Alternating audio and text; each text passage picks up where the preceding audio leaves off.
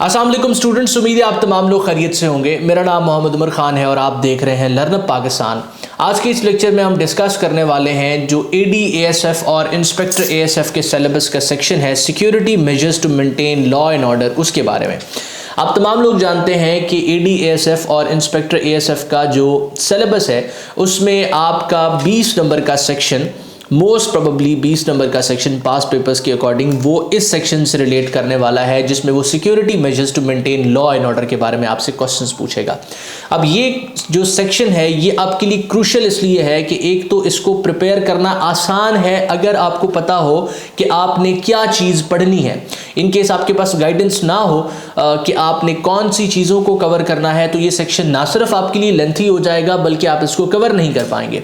तो ये 20 नंबर आप अपने लिए कंफर्म कर सकते हैं या मैक्सिमम इसमें आप जो है 15 प्लस को टच कर सकते हैं इजीली, अगर आपको अंदाज़ा हो कि आपने इस सेक्शन में क्या पढ़ना है। और आज का लेक्चर हमारा इसी चीज़ को एक्सप्लोर करेगा कि अगर एक कैंडिडेट AD/ASF या इंस्पेक्टर ASF के लिए प्रिपेयर कर रहा है तो उसने security measures to maintain law and order के सेक्शन में क्या चीज़ें पढ़नी है। साथ साथ मैं आपको ये भी बताता चलूँ कि AD/ASF और इंस्पेक्टर ASF का जो पर्चा है वो कंडक्ट होने से पहले हमने security measures to maintain law and order को फ्री ऑफ कॉस्ट इस YouTube चैनल पे आपको पढ़ाना है। और अगर आप उस प्लेलिस्ट को जो हम क्रिएट करने जा रहे हैं कंप्लीटली सुन लेते हैं, कंसेप्ट क्लियर कर लेते हैं, तो आप बाआसानी मैक्सिमम स्कोर इस सेक्शन में कर सकते हैं, ये मैं आपको अश्योर करवाता हूँ।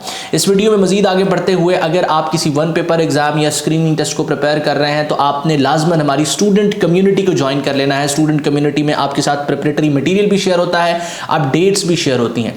आपने उस स्टूडेंट कम्युनिटी को डिस्क्रिप्शन में मौजूद लिंक को यूज करते हुए ज्वाइन कर लेना है। लिंक आपके लिए काम ना करे तो सिंपली इस नंबर पर मैसेज कर दें, आपको स्टूडेंट कम्युनिटी में ऐड कर दिया जाएगा।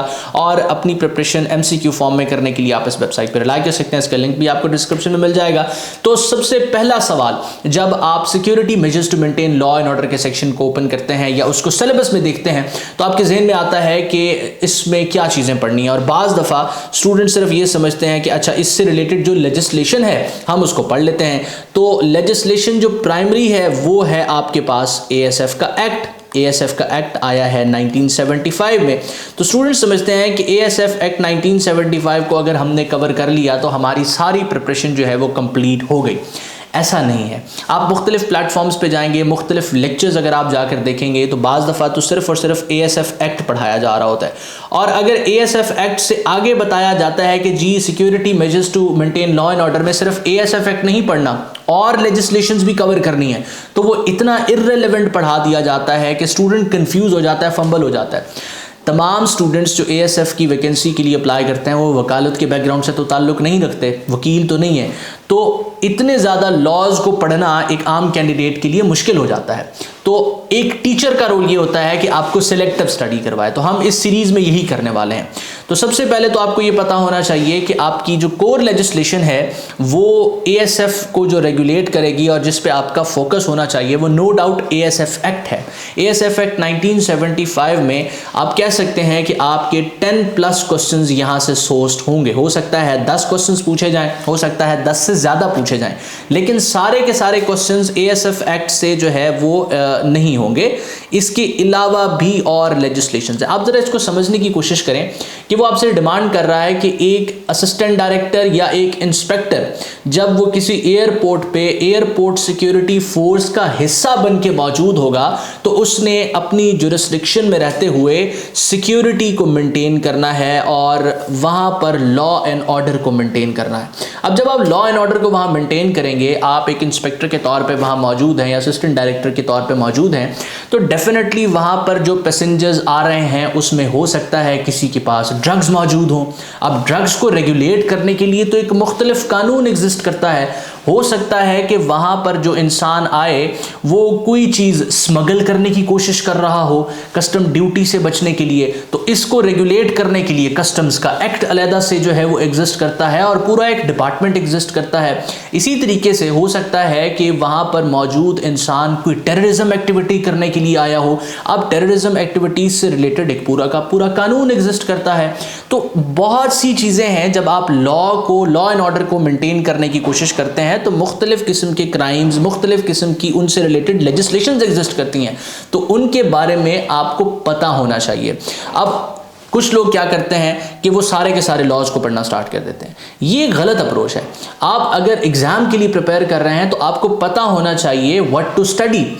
एक्सेस ऑफ इंफॉर्मेशन इतनी ज़्यादा है कि पढ़ना क्या है इस चीज़ तक पहुंचने के लिए आपको मेहनत करनी पड़ती है, और जो यहाँ पहुंच जाता है वो कामयाब हो जाता है। तो सबसे पहले तो हम पढ़ेंगे ASF एक्ट 1975 को, और मैं आपको डिस्क्रिप्टिव वे में पढ़ाऊंगा। ये लेक्चर्स अगर आप सुन लेंगे जो ASF एक्ट से रिलेटेड होने वाले हैं तो आपका ASF एक्ट 100% कवर हो जाएगा। उसके बाद जो इससे रिलेटेड लेजिस्लेशंस हैं वो कौन कौन सी हैं, तो अगर हम नेशनल लेवल पे सिक्योरिटी लॉ और एनफोर्समेंट स्टैट्यूट्स के बारे में देखें जो कि आपको पढ़ने चाहिए, उसमें सबसे पहले आर्मी एक्ट 1952 है। अब जो ASF की फोर्स है इसके डिसिप्लिनरी मैटर्स जो हैं वो सारे के सारे आर्मी एक्ट से रेगुलेट हो रहे होते हैं। इसके बाद आपको कस्टम्स एक्ट पढ़ना पड़ेगा। कस्टम्स एक्ट में जो चंक इसका रेलेवेंट होगा वो मैं आपको पढ़ाऊंगा। जो ASF एक्ट है उसको हम डिस्क्रिप्टिव वे में करेंगे। डिस्क्रिप्टिव वे में करने के बाद इसके सारे इंपॉर्टेंट MCQs मैं आपको पढ़ाऊंगा। ये जो लेजिस्लेशंस हैं इसके हम सिर्फ और सिर्फ इंपॉर्टेंट MCQs करेंगे, लेकिन घबराएं मत, इंपॉर्टेंट MCQ से मुराद ये नहीं कि हम MCQs को रीड आउट करेंगे, हर क्वेश्चन को हम डिस्कस करेंगे, आपको समझाएंगे, और जब समझ आएगी उसके बाद आगे चलेंगे, और ये सब कुछ यहाँ फ्री ऑफ कॉस्ट होगा। तो कस्टम्स एक्ट 1969 के बाद आपने एंटी टेररिज्म एक्ट ATA 1997 पढ़ना है। अब कस्टम्स एक्ट क्यों पढ़ना है, एंटी टेररिज्म एक्ट क्यों पढ़ना है, ये आपको मैं बता चुका हूं। इसी तरीके से डेफिनेटली जब ASF ने किसी भी पर्सन को अरेस्ट करना है तो उसके बाद जो लोकल पुलिस की जुरिस्डिक्शन है वो भी स्टार्ट होगी, तो आपको पुलिस ऑर्डर के बारे में, उसकी रेलेवेंट प्रोविजंस के बारे में पता होना चाहिए। इन लॉज का आपके पास जो पोर्शन जरूरी है पढ़ना वो आपको पता होना चाहिए, वो मैं आपको बताऊंगा कि क्या चीजें जरूरी हैं। उसके बाद control of narcotic substance act आपको पता होना चाहिए जो 1997 का है, जो ड्रग्स और मुख्तलिफ किस्म की जो मंशियात हैं उनसे रिलेटेड है। इसके बाद जो आपका एयरपोर्ट है, और ये एक ऐसा मीडियम है जहां पर आपका ऑफिशियल सीक्रेट एक्ट 1923 भी रेलेवेंट हो जाता है, तो इसकी भी रेलेवेंट प्रोविजंस को हम MCQ फॉर्म में पढ़ेंगे।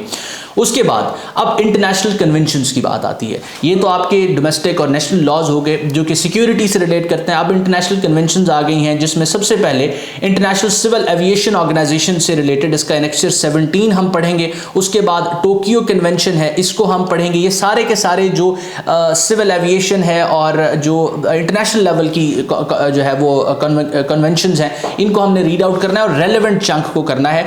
और ये सारे के सारे वो लॉज हैं, वो रेगुलेशंस हैं, वो ट्रीटीज हैं जो सिविल एविएशन से रिलेट कर रही हैं। इसी तरीके से हेग कन्वेंशन को हमने पढ़ना है, और मॉन्ट्रियल जो है वो कन्वेंशन 1971 को हमने कवर करना है। अब डेफिनेटली अगर कोई क्रिमिनल एक्टिविटी आपकी एयरपोर्ट पर होती है तो उसको कोड ऑफ क्रिमिनल प्रोसीजर 1898 की कुछ प्रोविजंस जो अरेस्ट से रिलेट कर रही होंगी वो डील करेंगी। पाकिस्तान पीनल कोड में 1860 में जो हाईजैकिंग की प्रोविजंस हैं, क्रिमिनल कॉन्स्पिरेसी की प्रोविजंस हैं, या हाईजैकिंग की प्रोविजन के बाद कोई और रेलेवेंट इससे रिलेटेड प्रोविजन है तो वो हम जो है वो उसको कवर अप करेंगे, ताकि आप जो है security measures to maintain law and order में 17 या 18 स्कोर कर सकें। अच्छा, अब ये जो आपने देखा होगा कुछ स्टूडेंट्स यहाँ कंफ्यूज हो गए होंगे कि ये तो सिलेबस बहुत ज़्यादा है, इसको कैसे कवर करेंगे। फ्रैंकली स्पीकिंग हमारा सबसे पहले जो फोकस होगा वो ASF एक्ट पर होगा, और ASF एक्ट करने के बाद हमारा 50 to 60%, आप कहें मिनिमम 50 to 60% हमारा सिलेबस कवर हो चुका होगा। अच्छा, हमने प्रिपेयर फॉर द वर्स्ट भी अपने आप को करना है कि FPSC अगर एग्जाम को बनाते हुए ASF पर ज़्यादा तवज्जो नहीं देता, ASF एक्ट को इग्नोर कर देता है या उसको उतनी वेटेज नहीं देता, तो बाकी चीज़ें जहाँ से वो पेपर बना सकता है उसके बारे में हम प्रिपेयर्ड हो। उसके बाद हमने बाकी जितनी भी लेजिस्लेशंस डिस्कस की हैं इनको हमने ओवरव्यू करना है, इनकी सिर्फ और सिर्फ रेलेवेंट चीज़ें पढ़नी है। जो मैं आपको पढ़ाऊंगा, लेक्चर्स में बताऊंगा, आप सिर्फ वो कवर कर लेंगे, आपका जो है वो ये सेक्शन प्रिपेयर हो जाएगा। और अगर एक कैंडिडेट चाहता है कि ये सारा का सारा मटीरियल, इससे रेलेवेंट चीज़ें, प्रिपरेटरी जो बंडल है वो उसको मिल जाए, तो वो हमारा ASF का प्रिपरेटरी कोर्स भी ज्वाइन कर सकता है, जिस पे इस वक्त 50% हम डिस्काउंट दे रहे हैं। इसमें security measures to maintain law and order का सेक्शन, और इसके अलावा जितने भी इंस्पेक्टर ASF और ADSF के अंदर सब्जेक्ट्स इंक्लूडेड हैं उसका प्रिपरेटरी मटेरियल MCQ के फॉर्म में हम स्टूडेंट्स को प्रोवाइड करते हैं। मजीद इन्फॉर्मेशन और डिटेल्स आप हमारी टीम के साथ इन टच आकर हासिल कर सकते हैं, व्हाट्सएप नंबर आपके साथ शेयर्ड है।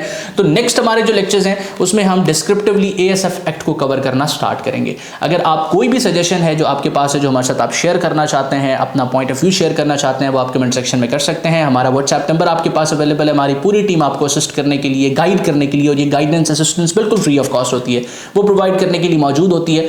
मैं उम्मीद करता हूँ ये लेक्चर सीरीज़ आपके लिए हेल्पफुल है और आप इस चैनल को सब्सक्राइब करेंगे। अपना बहुत सारा ख्याल रखिएगा। दुआ मुझे मेरी टीम को ज़रूर याद रखिएगा। अल्लाह हाफ़िज़।